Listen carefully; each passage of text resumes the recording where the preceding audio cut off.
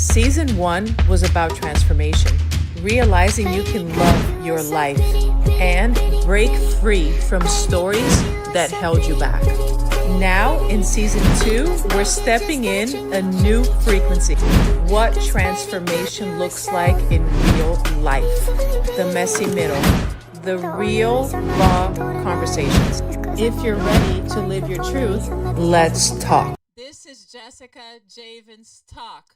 I am here today so excited. I recently saw a person, I hadn't met her yet, just a few days ago in a special local event that I was impressed by the community feeling and support and lots of fun and a lot of different performances. But this beautiful, gorgeous, tall woman comes in with the most beautiful white outfit I've ever seen in my life. And I'll tell you, I was a little intimidated. I'm like, I know I need to meet her, but I'm not sure if I'm ready. She's just, oh my gosh. Anyways, so of course, everybody who I met knew her and told me amazing things about her. I read about her and I fell more in love with it. So she's here today, and I'm so happy to tell you, Dinah. Of course, Dinah is so much more pretty, in my opinion. Biggs, welcome to the show. Thank you so much for coming here today. Jessica, what's up? What's up? And you know, it is intimidating. Let me tell you why. This beautiful lady here has just celebrated 50 years in broadcasting. Can you imagine that? That resilience, that passion, and the success. It's hard to know where to start because there's so much about you. So let's just start with that. How did it feel to celebrate 50 years in broadcasting? It really put things in perspective. You know, sometimes you're so busy living life, you don't even realize what you've morphed into. So 50 years in radio, when it finally got there, it just made me think, I must really like doing this. I've been doing this a long time. I mean, I was so busy doing it, I didn't realize that here we are 50 years later. So, did I get this right? You started as a DJ at the age of 17? I started as a file clerk at a record label. Oh, wow. The first black-owned record label in the world by a woman. Before Motown, before Puff Daddy, before any of that, it was VJ Records that brought the Beatles to the United States. A black-owned record label in Gary, Indiana. I was a file clerk at 16, and I filed records in the file drawer. And somebody didn't come to work one day, and I started to work on radio. I had been carrying crates, DJing at sock hops, the school, the street corner, you know, playing around with it, and it got real quick. Did you realize that you fell in love with that career at that point, that early on, or no? No, it was the money. You know, I was 16. I was getting paid. You know, I could buy a few things, and you know, DJing. I was making $100 a night in the 70s, and you're DJing 4 days a week.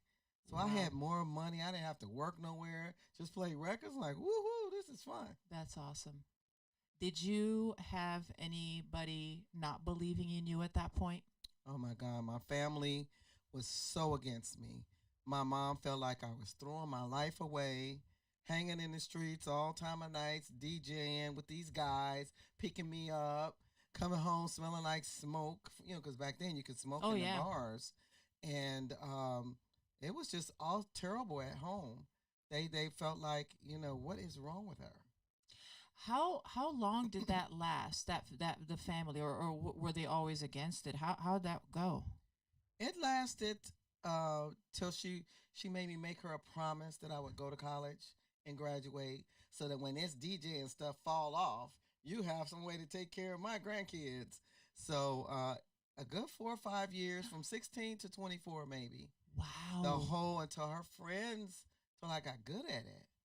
Now, you got to remember, I was the hometown beauty queen. I won Miss Indiana. I was a run-up at Miss America. So I was, you know, why is she carrying crates and wearing her hat to the back? The evolution of hip-hop. She's losing her mind. So until her friends start saying, your daughter's pretty good at this. I need her to DJ at my party. Can you talk to her for me? Then it got real with my mom. Like, well, wait a minute. She may be really good at this. My friends are wanting me to get her to DJ. I was doing the Richard Gordon Hatchett era, civil rights movement, Black America, the first black mayor in the United States was in Gary, Indiana. I'm Wow. DJing at his inauguration.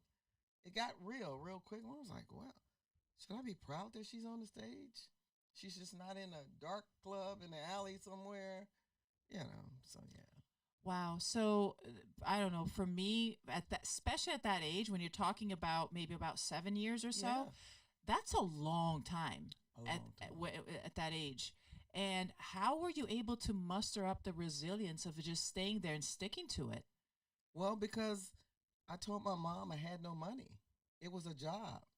At the end of the day, I was smart enough as a kid to know that. Look, I'm making this much money every Friday doing this. I have money. I'm not unemployed. I'm not pregnant. I'm not robbing anybody. Is this really the worst thing, Mom? Really? Because in your mind, you think you associate DJs with shady people. The shady people are at the bar. I'm entertaining them. I'm not the shady Good one. point. Yeah. Good point.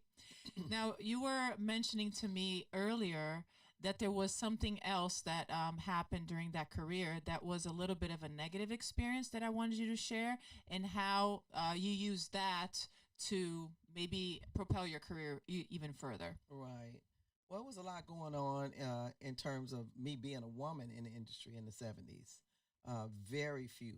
When I want to say maybe two female DJs back in the Wow. 70s at the evolution of hip hop, which was a forbidden music at the time. It was all kind of like bam, bam, bam, for this young black teenage woman. Uh, and I was just having fun and getting a paycheck. I didn't look at it as a skill set at that point. It wasn't it just I happened to work at the record label and learn how to do it and DJ. The guys were DJing, like, let me do that. And I just learned how to do it. I can say I got great at it later, better than them. And I just because I kept at it. Yeah, that's awesome. But it's a male dominated business. So, tell me a story or give me an example so the people who are listening to us so they can maybe relate. How did that play in that industry and with you? Well, as a young DJ, I would go with all the DJs to the club, and they would go off and play with the women and stuff, and I would DJ, and they would get the money. So for a long time, I was like, am I supposed to be getting paid? So one of the DJs got sick and he couldn't come back. So I got his shift for like a month. And I started getting money like every Friday, like $500-$600.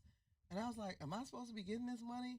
And the owner of the place said, you not been getting any of that money?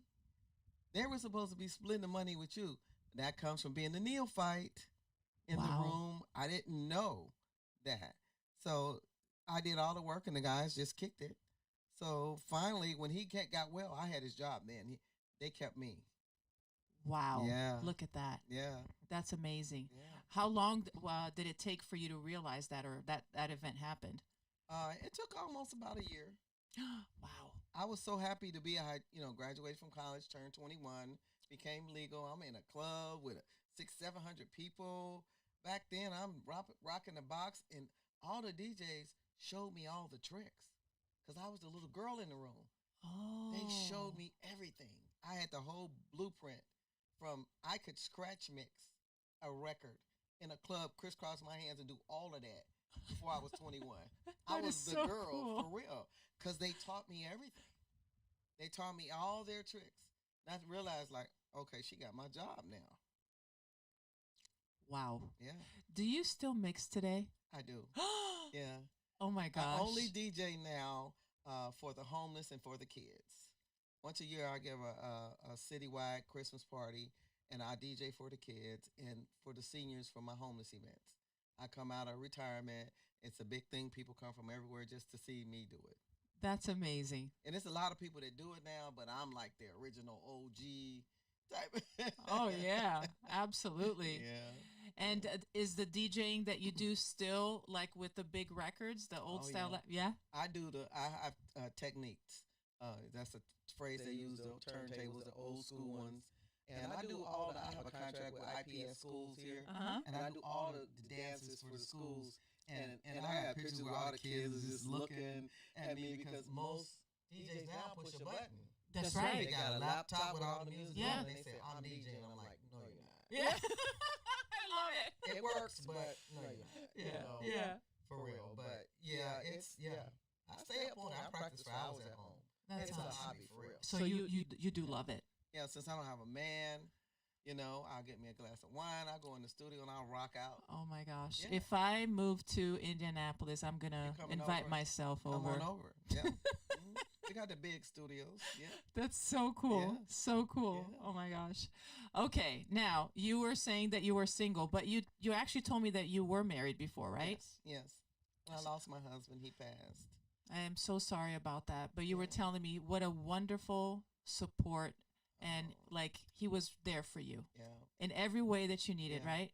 Yeah, with this type of aura you have about yourself, you know, you're a talk show host.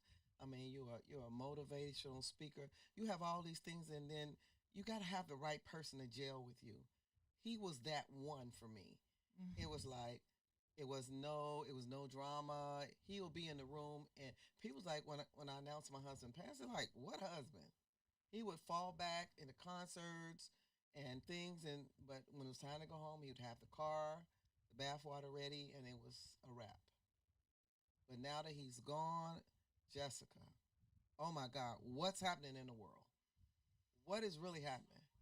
You would think that the older guys, I'm an older lady, that would move a little differently, but they still do the same dumb stuff that the younger guys do. What's happening? I don't get it. Do you feel like they're still not grown up? Is that what you feel like, or they're just like many of them are clueless? I don't know. I don't want to sit here and male bash, but a lot of men, just like women, sit around and say, "I need a woman. I want a woman." We want the same things, but do you really? Do you really want it? You know, it sounds good, or it's the right politically correct thing to Mm, say. Oh, I gotta find me a girlfriend, or I can't find me a man, and now here we are at the table. mm. You know, and you're being ridiculous. You know, still talking about you're gonna cook and clean. What? I don't cook for me. You know, Right, I don't. right. I'm single. I don't cook for me. So why am I cooking for you all of a sudden? Why Yeah. can't you cook? I'm just asking. Yeah, of course. Of course. I mean, you know, and I will cook. Don't get me wrong, but why we got to start there though? Right, right. Absolutely. Yeah. Absolutely.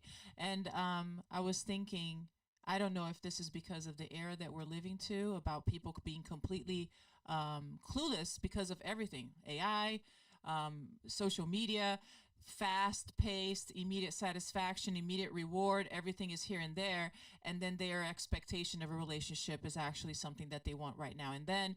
And they might come too much, too hard. They want it Right. now, or they want to cut important steps. Right. Right. Did you feel I that? think I think Jessica, you're on point with that. I think that in today's world, the last 10 years ish, that it's made real interpersonal skills impossible. A lot of people don't know how to interact with you.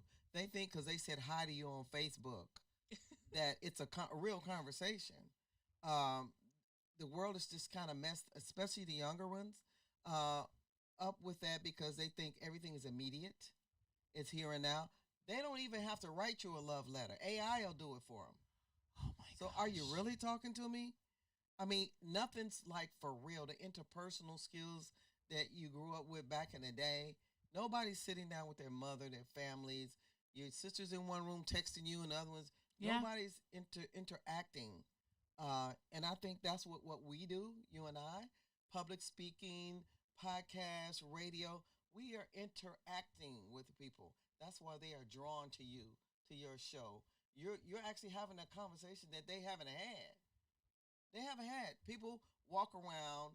I had a policeman tell me the other day that um, hit and run car accidents, hitting people, pedestrians, are tripled because the average person is walking around with Oh, his head into his computer or his arm to his watch. that is awful. They have just come out with the glasses I saw now, that.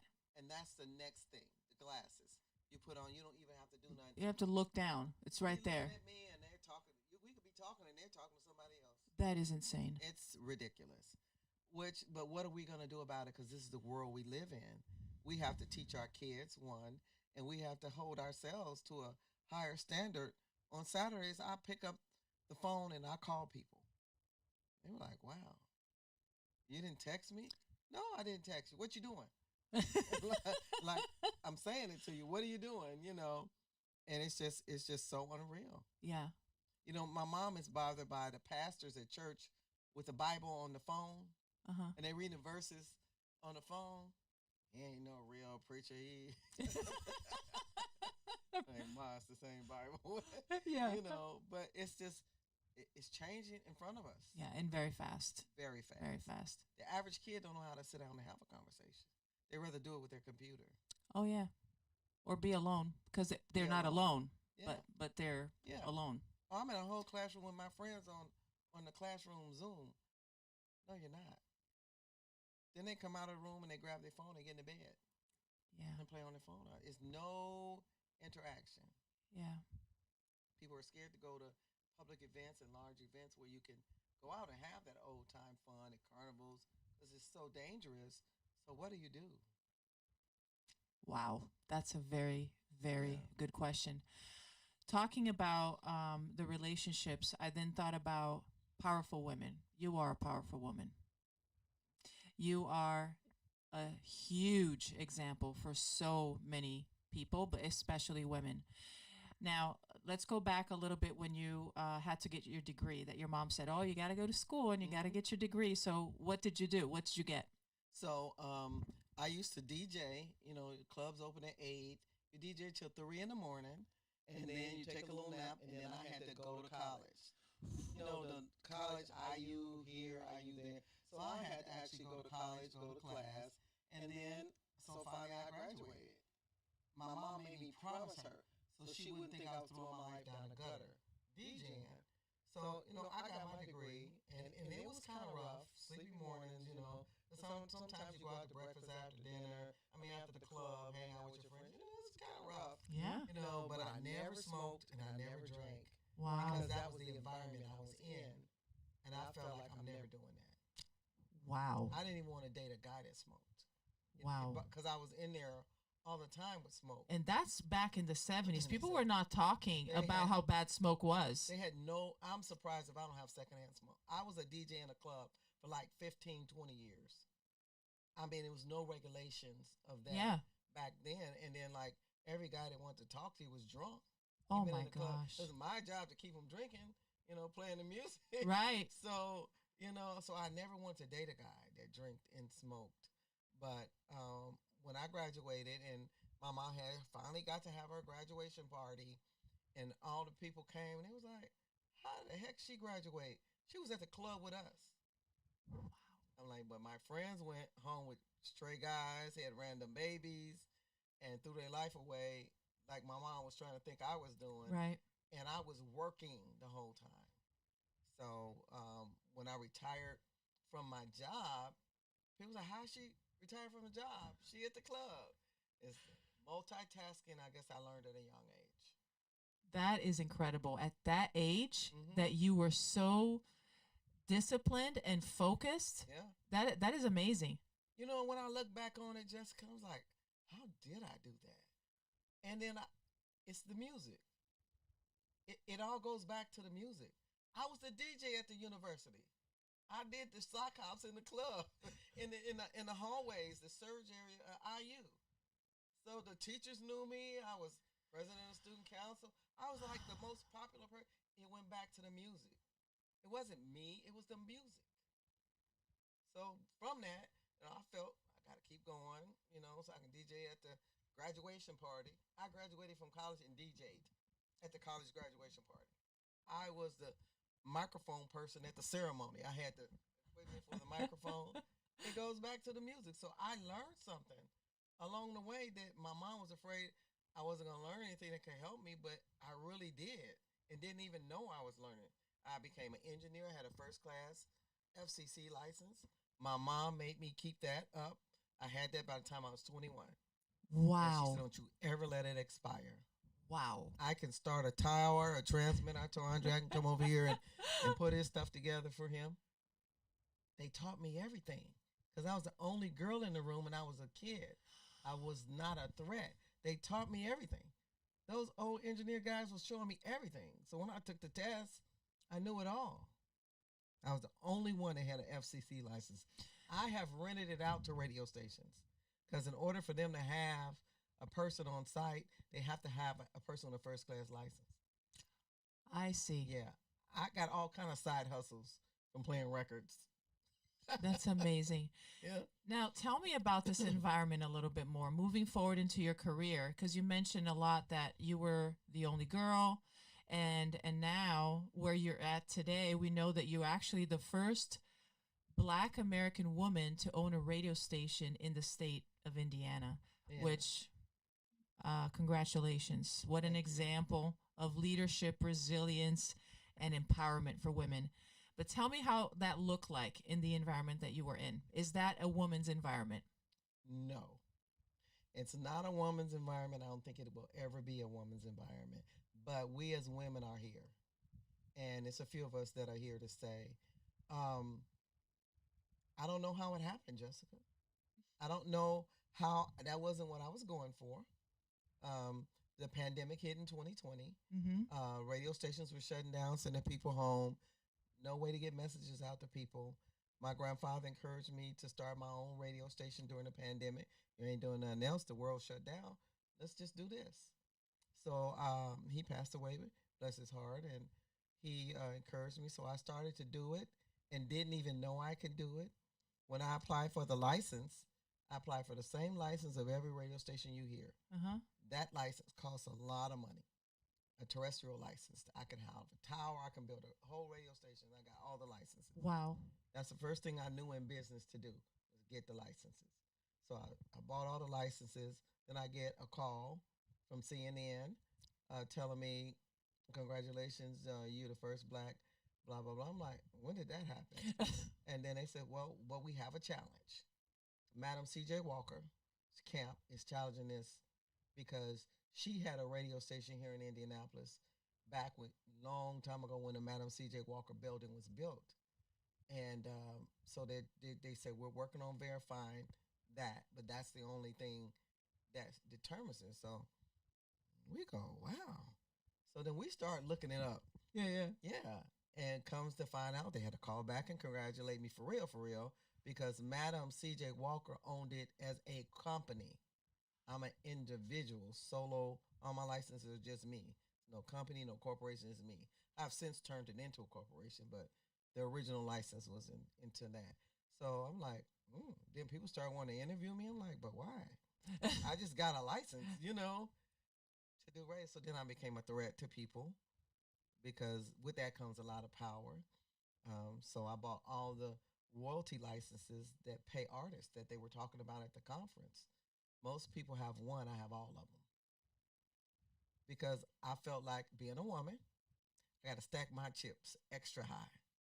So I got the radio license. I bought all the royalty house licenses, all the track. I bought every extra thing I could buy. Now what? What are you going to say now? So then I was known for breaking music over the 50 years. I was known for breaking music for artists. Every old artist that you know, I played their record the first time when it was a hit. Really? So now all of those same artists, like Average White Band, all those guys are independent artists trying to get their music made now because they're broke and they need a new record. So they call me, the girl from Chicago, Gary, and then when I see them, I'm like, well, how come we got old when you didn't? I'm like, because you was 32 and I was 17. So the script is flipped, even though I'm older now, I'm 66, but they're 80. They're already older. I was so young that while I was evolving, we didn't even know. Like, they say you cannot be the same girl. Yeah. I go get pictures, and it tickles them. Oh, I can imagine. Yeah. I can imagine. So does that make it a little hard in the dating scene? Yeah, I'm sorry, I have to touch Yeah. base on this again because Yeah. a lot of people are talking about this. I mean, it is. It's like people will look at you. You're beautiful. They'll look at you and they'll listen to your show and never say a word to you.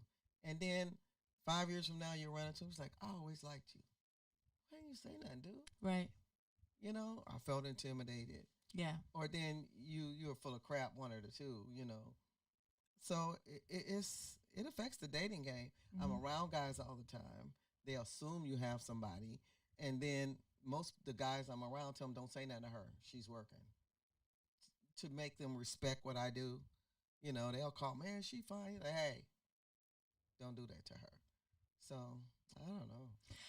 I also was impressed that you, because of the experience that you have working with men, and also because of what your major is in, and it was also a lot of exposure with the male, I would say, population, that you've heard without even noticing just so many stories because you were around them so much. Oh yeah.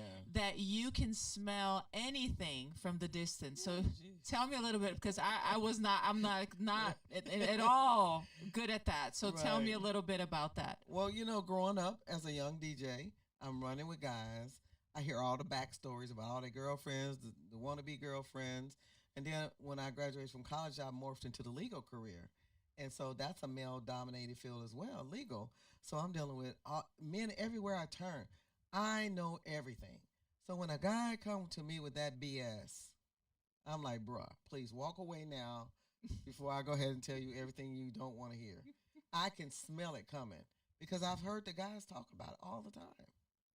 All the time. We setting up the DJ equipment, getting ready for a show. On the breaks, man, you know that broad, what she did? Blah, blah, blah, blah, blah. And I'm like, and I see girls and they don't like me because I'm with the guys. And I'm like, ooh, I know all your business. Oh my gosh, that's I know crazy. everything. It sounds fun to me, Yeah. but I can understand why that might. Yeah. But you know what? You get it out of the way quick. Yeah. Most, I think, people don't, and then they fall into a relationship or something. Then they're, you know what I'm saying. Yeah. So I think that's it's a protection. It's a filter that you should carry up high. Yeah, gotta protect your heart. Absolutely, absolutely. Now, you came now from all of that, which is a beautiful career. You became this. You were already. You probably became even more stronger, more beautiful with everything that you have accomplished in your life. And now you own 4 radio Yes. stations and 1 in Germany. Yes. That's amazing. So what happened was when I started the first one during the pandemic in Indianapolis, I had a young associate who was like super computer smart. He was like, hey, why are we just doing Indianapolis? Indianapolis is not a major music market. They said we need major music. Let's open one in Chicago. We're from the Midwest, you know the territory. So we got the license in Chicago, and we opened a station. And then I partnered up with Reverend Jesse Jackson. I put my Chicago studio in Operation Push, which is a national organization, which gave me like clout right out the gate. Nice. It was like walk like you talk, walk like you talk, walk like you talk. You know, you're walking with Reverend Jackson, you're hanging with him.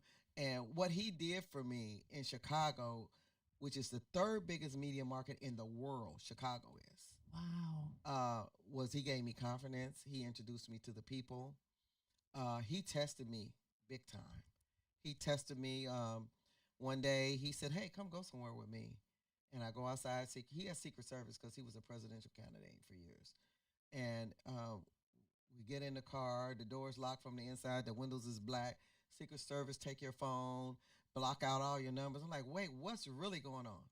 Well, you know, people used to try to kill him. So, you know, they don't want me calling somebody, letting the window down. You know, it's just, what? So we get in the car. I'm like, where are we going, Rev? You know, he's like, I just need to get you vetted. I need to understand, make what you're doing, make sure I won't bring anything against, you know, what we're doing here. And he asked me about how I funded my radio station, who I owed money to, because all those things could negatively impact you if it went wrong, I guess. And I got to ride with him. We went to a WNBA game. We sat on the floor in the front, And then the Secret Service called my phone, and every time Secret Service call, your phone black out because the numbers are private. Like my phone and I kept putting it down because I thought something was wrong with it. Yeah. And then it just kept on look, and then it said look up, and I look up, and they in the skybox, and they said go to the elevator on the left. We'll meet you. Come upstairs, and I go in the elevator. So they in this whole big suite that's Reverend Jackson's. Reverend Jackson won't go in there. He doesn't like to be isolated from the people. Wow. He want to be downstairs where you can come and talk to him. It was just a whole beautiful career. And then when we got back and I was leaving, he said, no, I need you to come inside with me. And I go inside. We go to a room in there. He has banquet halls with like 500 people. Mayor of Chicago, aldermen, police chiefs, all these people in here. I know who they were from reading about them, but I didn't know anybody enough to say anything. So I stood at the back of the room, and he went up to the front, to the podium, and he said, hey, I want you to meet my friend. Come here. And called me to the front of the room. And he whistled to me. He said, now let me see what you got. He said, tell him your radio station that you own.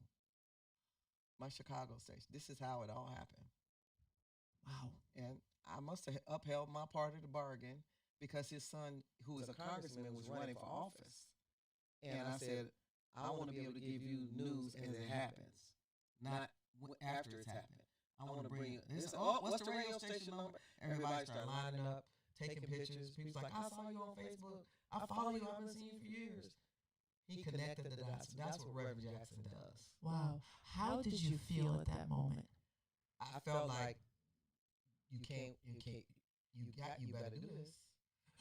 It's no, it was. I mean, I didn't even have a friend in the room. It's like nobody. I'm nervous just thinking about it. It was totally amazing.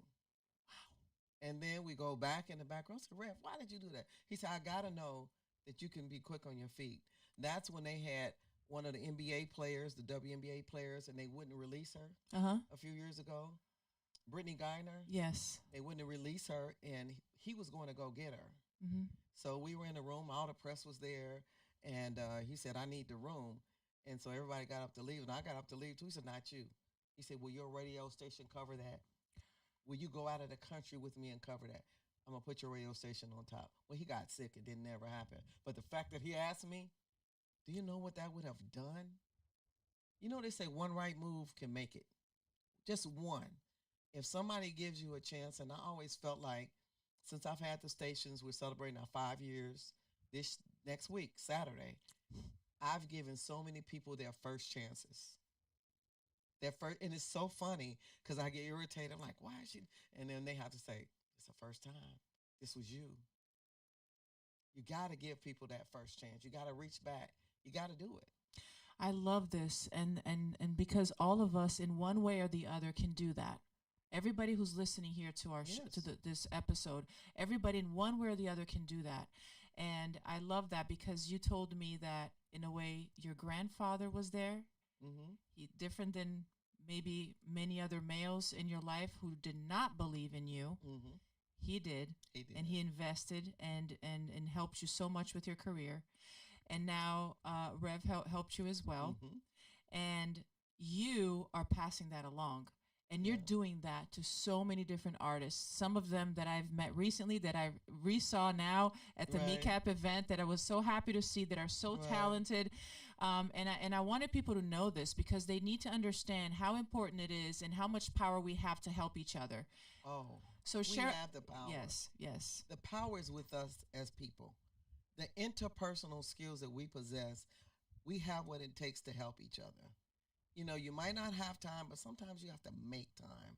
You have to just take that time out to make time. I was tired. I had just flew in from LA on Sunday because I worked there for Billboard. And I was tired, and I did not want to put that white suit on and come there.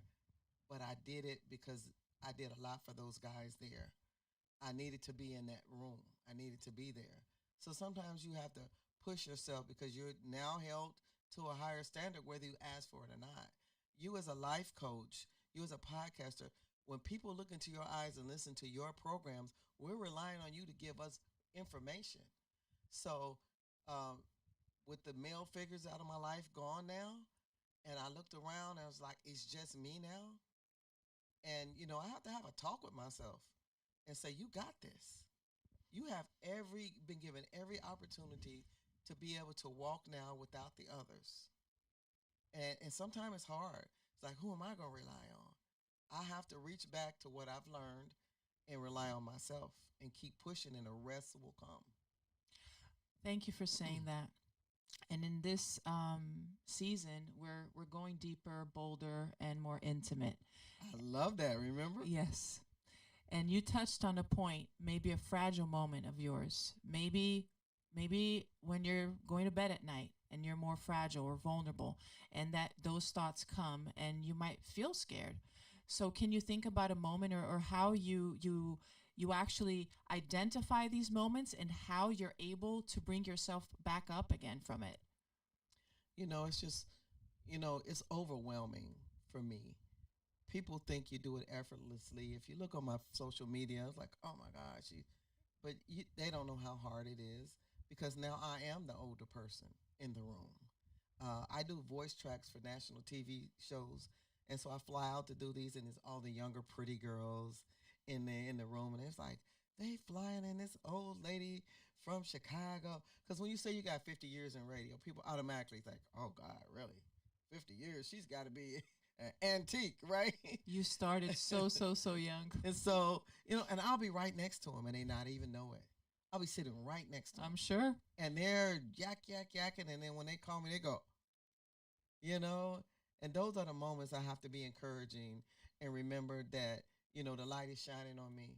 So I need to just shine now, because it'll help them, And the other funniest moment as a woman is that they do wardrobe for me, because I'll be on, how they'll be doing a show, and then they'll flip to me like, this is a group that blah, blah, blah, and they'll flip to me. So they do wardrobe. So they bring the racks of clothes, and the skirts are like big as my arm, the little bra tops. And I'm like, who's wearing that? But all the younger girls have it on. So now I'm feeling like I'm in this age thing. But I just promised myself that I would age gracefully. I would stay in my lane. And in most cases, I'm always suited up. And I look my age, I stay respectful. And so then after the young ladies that were talking about me, they'll say, oh, can we come talk to you? And I just embrace them. And then they say, you got any advice for us? Like, put some clothes on. Yes. Start there. Yes. In my whole career, even when I look back to being young, I never was the stripper DJ lady. Ever, never. And when I got national contracts from Walmart and Bank of America, they research you. Their team go back. Oh, yeah. They research you. And that's one compliment I always get from them. It's like, you stay consistent across the board. Even in 30s, 40s, you had suits on. You never went the expose way. Yeah, because once you post it online, it's there forever. It's there Even forever. if you remove it, Yeah. It's there forever. And I wear the thigh-high boots now with shorts. And I keep it cute, but it's just never, you're not going to see my undergarments or something. It's just, and then that stays. So now you trying to get a national contract with that, and you wonder why you can't. And the whole base of my whole radio career was built on community service. As that young DJ, I used to be on the street corners, I told you earlier, with a case of water and a microphone, playing music with people in my community. In Gary, Indiana, where the Jackson 5 was, we were friends with them. My mother was the Cub Scout teacher to them. Wow. So, I just did everything. So I started doing kiddie discos when it wasn't even popular to do for the kids, and I had a passion for seniors. So when I went to Salvation Army and Goodwill to get a sponsorship, they've been sponsoring me for 15 years under my own brand. That's before incredible. I even bought a station. That's incredible. People see you.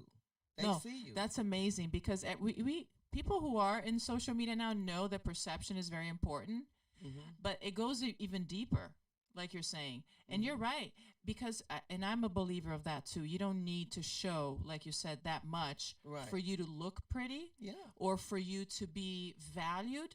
Taken seriously. Yeah. Taken seriously, much to the opposite. Right. And you're absolutely stunning. You are. I'll take you it. are. I know. And I've I'll looked take at it. so many of the different videos and pictures of you, and you're right. It's across the board that way.